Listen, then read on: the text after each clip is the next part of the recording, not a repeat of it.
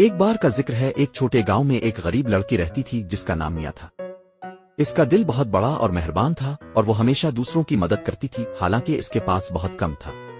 ایک دن جب میاں جنگل سے گزر رہی تھی، اس نے ایک چھوٹی چڑیا کی آواز سنی، مدد کرو مدد کرو۔ چڑیا کانٹے کی جھاڑی میں پھنس گئی تھی۔ وہ نہیں، فکر مت کرو چھوٹی دوست۔ اس نے آہستہ سے چڑیا کو کانٹوں سے آزاد کر دیا۔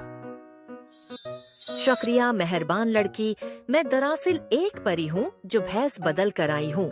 کیونکہ تم نے میری مدد کی، میں تمہیں کچھ خاص دینا چاہتی تم ہوں۔ مجھے کیا دے سکتی ہو؟ میاں نے حیرت سے یہ پوچھا۔ لو کچھ جادوئی بیج، انہیں اپنے باغ میں بو دینا اور یہ کچھ شاندار بن جائے گا۔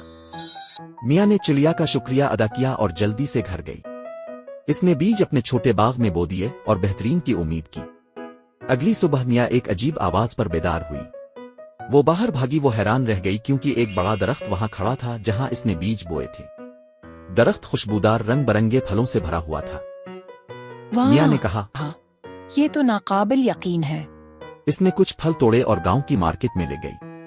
تازہ پھل برائے فروخت، اس نے پکارا۔ لوگ اس کے پھل خریدنے آئے اور جلد ہی میاں نے اتنے پیسے کما لیے کہ وہ اپنی مدد کرنے کے قابل ہو گئی۔ اس نے اپنے پڑوسیوں کے لیے کھانا خریدا اور ان کے گھروں کی مرمت میں مدد کی۔ ایک دن جب وہ مزید پھل توڑ رہی تھی، چڑیا واپس آئی۔ میاں، تمہارا دل تمہارے باغ کی طرح بڑا ہے۔ میاں مسکرائی۔ تمہارا بہت شکریہ پری، میں صرف وہی کر رہی ہوں جو میں کر سکتی ہوں۔ تم نے پہلے میری مدد کی۔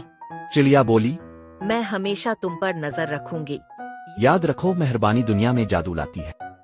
اس دن کے بعد میاں نے اپنے پھل اور مہربانی سب کے ساتھ بانٹی۔ اس نے کبھی بھی پری اور دوسروں کی مدد کرنے کی جادوئی طاقت کو نہیں بھلایا، اور اس طرح غریب لڑکی نے اپنے دل کی محبت سے اپنی اور دوسروں کی زندگی بدل دی، صرف اس وجہ سے کہ اس نے مہربانی کا انتخاب کیا۔ پیارے بچوں، آج کی کہانی سے ہم نے سیکھا کہ مہربانی اور محبت ہماری زندگیوں میں جادو لا